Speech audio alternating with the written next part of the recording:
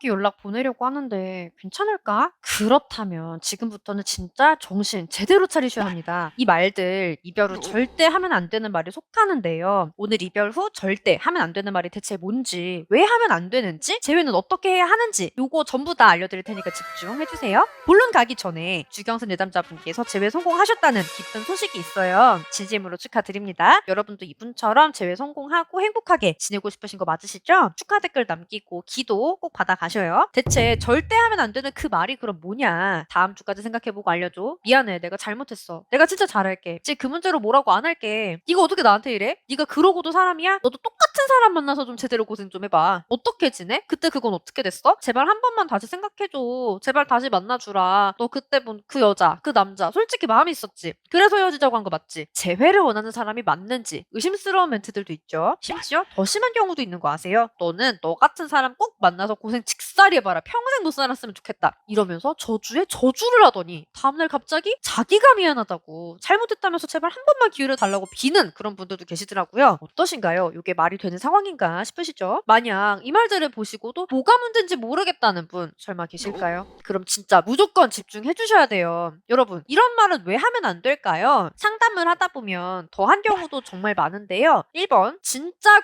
구질구질합니다. 당연히 상대도 그렇게 느끼고요. 2번, 여러분 이거 꼭 아셔야 돼요. 이별 감성에 취해 있는 건 나 하나입니다. 대화할 수 있는지, 잘 살고 있기는 한 건지, 내 바뀐 의견이나 입장에 대해서는 어떻게 생각하는지, 여러분은 그 사람이 사실 너무 궁금하실 거예요. 안타까운 거는 그런 대화가 모두 가능했다면 상대가 단호하게 이별을 말하지 않았을 거라는 거죠. 그냥 사랑을 확인하고 싶어서 잡아달라고 이별을 말한 경우가 아니라면요. 3번, 재회하고 싶은 것도 사실 나 하나라는 거. 헤어진 사이잖아요. 내가 무슨 말을 하든 상대에게는 별로 듣고 싶지 않은 말일 수밖에 없어요. 여러분, 이별을 결심하게 되는 건 결국 대화가 안 통하기 때문이라고 제가 매번 말씀드리잖아요. 그렇게 대화가 안 통해서 헤어진 사람한테 대화 좀 하자, 노력해보자, 내가 너무 잘못됐다, 진심을 어필하려고 많은 말들을 하려고 하시는데요. 상대 입장에서는 이런 말이 사실 너무 눈치 없어 보입니다. 내가 이럴까봐 헤어지자고 한 건 맞는데 생각보다 더 눈치가 없고 최악이네? 이런 생각은 안 들게 하셔야죠. 쌤, 다 맞는 건 알겠는데 그럼 뭐 어떻게 보내야 돼요? 요걸 질문 주시는 분들이 정말 많이 계시더라고요. 이렇게 보내볼까? 했던 게 전부 다 금지다라고 하니까 막막하기도 하실 거고요. 하지만 중요한 거는 연락 한 번 하시고 관계를 박살내는 걸 원하시는 게 아니잖아요. 나한테서 마음이 떠난 그 사람 마음 다시 데리고 오는 걸 원하시는 거잖아요. 사람 마음을 돌리는 일이 그렇게 쉽다면 정치술, 외교술 이런 건 왜 발달했을까요? 쉽게 결과를 보려고 하면 될 일도 안 되는 법인 거 아시죠? 하나를 보내더라도 우리 제대로 보냅시다 일단. 그래서 이 세 가지 행동이 여러분 필수예요. 하나씩 풀어드릴게요. 1번, 새로운 사람으로 거듭나기. 내가 아이폰을 사고 싶어서 대리점에 갔는데 직원이 갑자기 2년 전에 나온 갤럭시를 추천을 하면 그걸 살까요? 심지어 나는 그 폰을 써본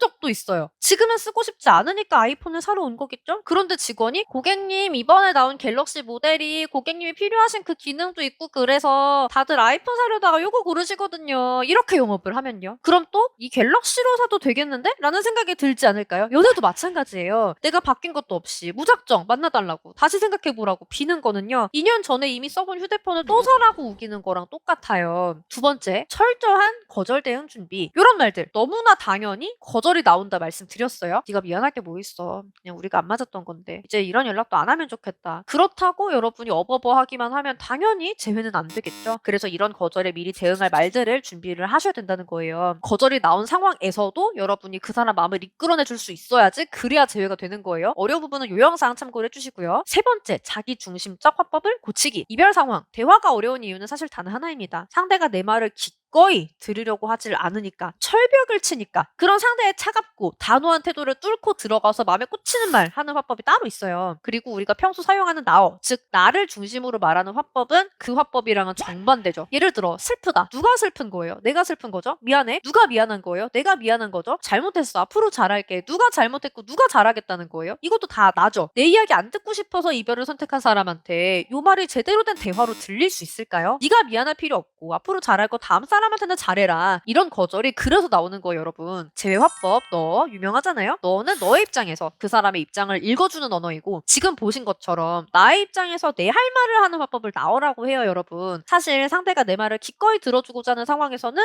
여러분이 나어를 쓰는 게 너무나 당연하게 맞아요. 그래서 우리가 평소에는 나어로 말을 해요. 그리고 지금은 너어를 습관화를 하실 때인 거예요. 그래야지 위기 상황에서도 너어가 바로 튀어나오고 이런 거절들이 조금이라도 덜 나올 수가 있고 여러분들이 좀 더 상황을 유리하게 끌어갈 수가 있어요. 연애 자격 유튜브에 너어 특강 7강까지 올려드린 거 다들 아시죠? 참고해 주시고 꼭 체화를 해주세요. 이 영상은 좀 더 딥하게 자세하게 파헤쳐드린 영상이니까 참고를 해주시고요. 그리고 영상만으로는 어렵다라고 하시면 꼭 도움 요청해 주셔야지 돼요. 영상만으로 제외가 되는 사례들도 생각보다 많지만 나는 다 봤어도 이걸 혼자서 하기는 불안하다, 잘 모르겠다 이런 분들은 정말 혼자서는 해결이 안 되고 도움이 필요하신 상태일 수 있어요. 그렇기 때문에 꼭 말씀을 주셔야 돼요. 상황도 봐드리고 연락 내용도 봐드릴게요. 카톡으로 아래 고정 댓글에 있는 링크 통해서 상황 알려주시면 같이 의논해드릴게요. 오늘 내용 도움 되셨다고 하시면은 좋아요, 댓글 꼭 남겨주시고요. 다음 영상들도 챙겨보면서 연애 잘하는 사람, 상대가 절대 놓치고 싶지 않은 사람이 되고 싶은 분들은 구독, 알람 설정도 잊지 말아주세요. 여러분의 행복한 삶을 진심으로 응원드립니다. 또 봐요. 안녕.